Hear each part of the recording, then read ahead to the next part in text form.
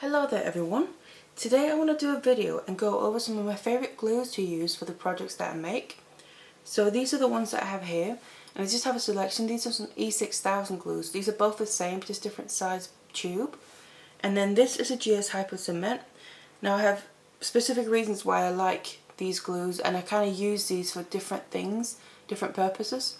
And the last one here is more just like a super glue type thing, but just in a different brand, but the same principle. So what I'm going to do is just go over these with you, tell you why I like them, and then also what I use the specific ones for. So the first glue that I'm going to talk about is this, and it's probably the glue that I use the most, and it's the E6000 glue. And this is the same glue, exactly the same glue like I said, they're just different size tubes. And that's one thing I do like about this glue as well, it comes in many different sizes of tubes. So this one is the largest one that I found, and it contains 110 milliliters. So obviously you get a lot in there, and this is going to last you a long time. So far this has lasted me a fair few months, and I still have quite a bit left in there. And I've not found this, it hasn't gone hard or dry on the inside yet, I can still use it. So I really like having this, because obviously if you use glue a lot, then this is going to be a little bit more cost effective. But also this is kind of like the mid-sized tube, and this is 29.7 milliliters. And this is kind of the mid-sized tube you can get. You can also get some really mini ones that may be great for travel and that. So that's, with this glue you can get many different sizes of the tubes. But apart from that, why I really like it as well is that this glue is industrial strength. So it is really strong for whatever you're going to use it for, and it works on many different things as well. So fabrics, metals, many different things really. And what it does as well is it dries clear when you use it. So some glues, they dry white or something like that, which obviously, especially when it's jewellery, you don't really want to be able to see the glue, but you still want to be able to use it. So this has the benefit that it dries clear, so you can't really see it when it dries. And also, what I like about it as well is that when it dries, it kind of still stays a bit flexible. So especially on jewellery, I find, especially things like macrame, because when it dries, it kind of stays a bit flexible. It's going to be still comfortable against the skin. Where some glues, like say for instance a super glue, when that dries, that'll go hard, and that's not going to be very comfortable against the skin. So that's another reason why I like this as well. So to just show you what I mean, for instance with these bracelets that I made, so these are macrame bracelets, and what I've done on the back here, I've used a sliding clasp with macrame as well. And on both of these, I've ended them with using this E6000 glue. And then where I finish my knots, the way I need to cut off my cords, the excess cord, I put this glue on around the knots. And then, obviously you can't really feel it, but this is still a bit flexible, so it's not a completely solid and hard piece. So this sits against your skin, but it's still going to be comfortable to wear. So that's why I like using this specific glue for things like this, especially macrame work.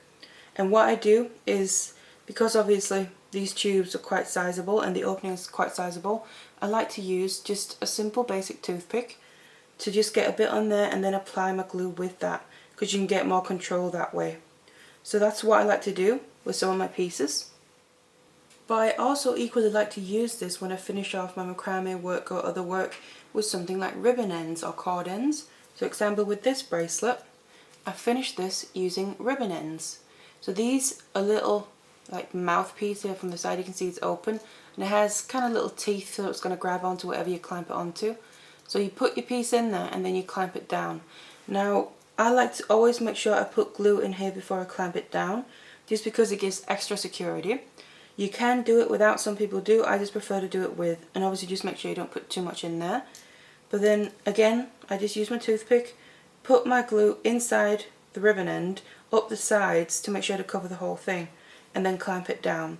And it's going to be really secure, and this is going to really last you. There's not going to be any risk of this coming out. So that's what I like to use it for as well. But not only when I actually do macrame work. So like this bracelet is all macrame, and then I've added the ribbon ends onto the end of the macrame. But I also like to use it for when I do wire work. So say wire work bracelets like this. This is a macrame one, but it's still wire work. And then on the back here, it's the same principle, they're just different size ribbon ends. So this is a smaller one and then a larger one.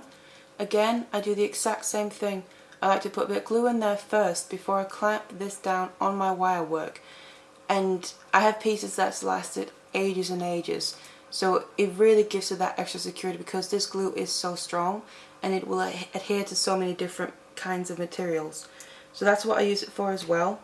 So as you can see, both from Macrame, fabric type things, but I also use it for my wire work, and it is really going to make your pieces nice and strong. And then also what I like to use this for the most is when I do Kumihimo. So when I finish off my Kumihimo braids with my Kumihimo ends, because you put your braid into the end, I always use the E6000 to put glue inside that Kumihimo end to then put my braid in there. And it's just because I feel like this is so strong that this is what's going to hold the best. And yet, any of the things that I've showed you, I have yet to have anything come undone or break after wearing it for a while. So it is really strong and it's going to be very, very durable for when using it. So nice and secure, whether it's for yourself, for gifts, or even if you sell as well. I highly recommend using this. So the last thing that I really like using this glue for a lot is basically when I do backing on things. So I have these two hair pieces that I made. So I made the macrame parts first, and then I've attached a hair clip to the back side, but I've also covered the whole back with felt, with a piece of felt, to obviously make it a lot more neat on the back as well. So it's going to be nice both on the front and the back. So that's what I've used that for as well. And obviously again, same reasons, it's strong, it dries clear as well, and it's going to last and be very durable. And also you're gluing both again on a fabric material, but also on the metal part here, on the inside of that. So that's the reasons for that. But again, another reason is because, as you can tell, obviously the surface area on these are quite large compared to, say, just finishing off a bracelet.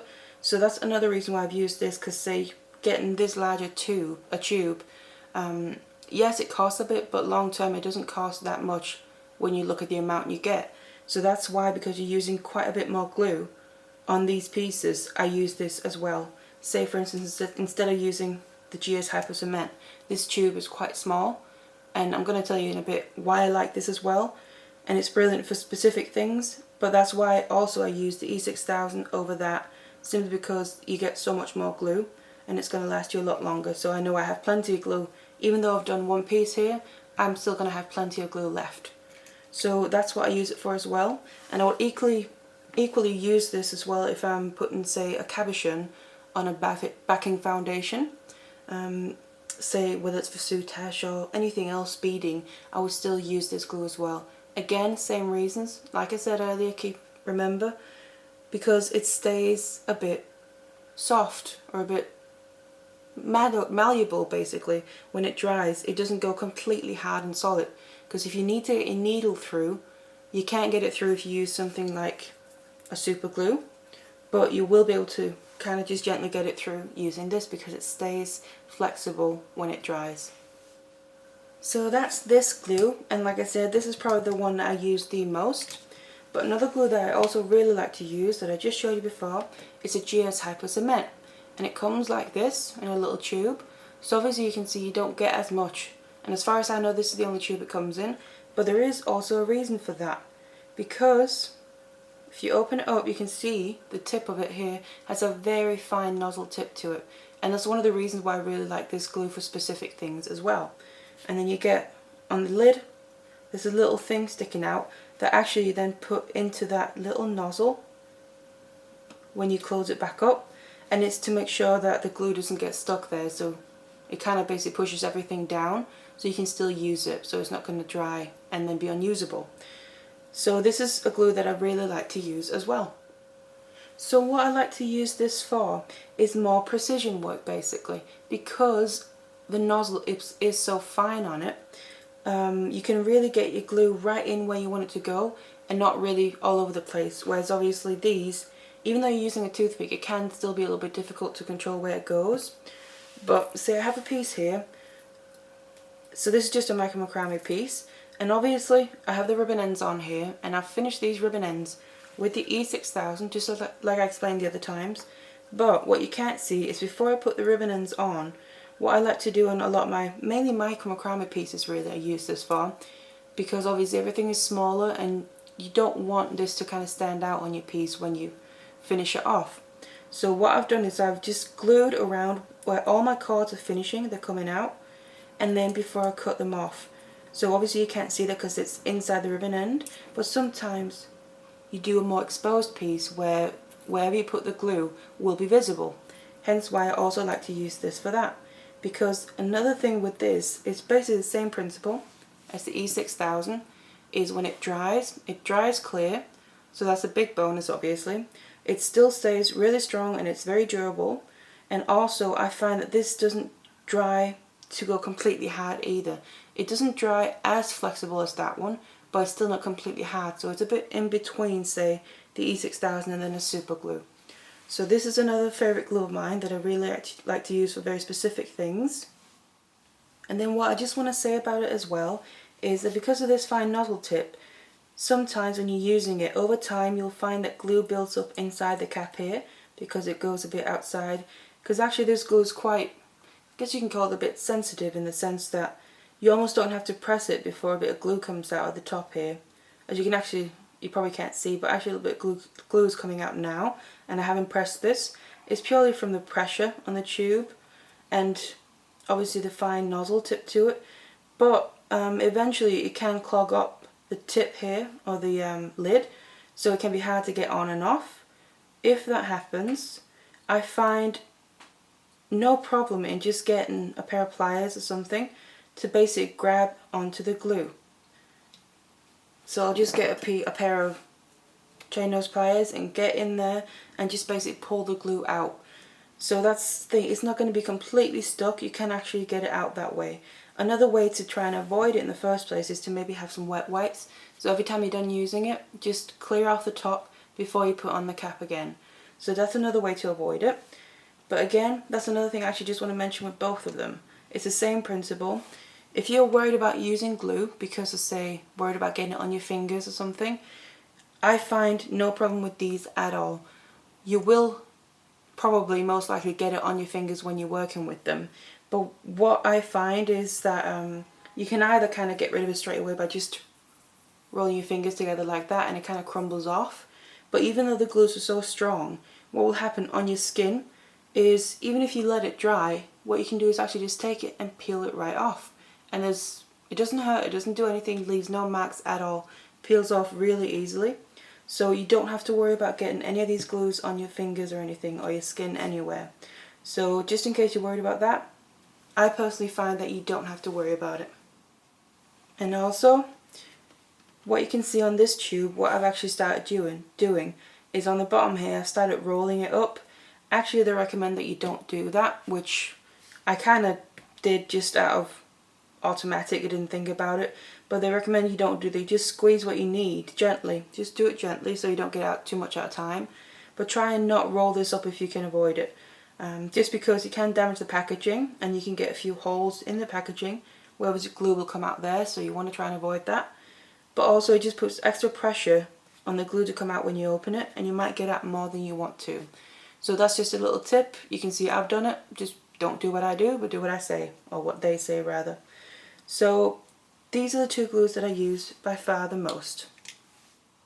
And now here at the end, what I just want to give a little mention, I have mentioned it just a couple of times, is something like a super glue. Chances are we all have this and we'll probably start out using something like this. That's what I did. And there isn't anything wrong with super glue, it's perfect for certain things.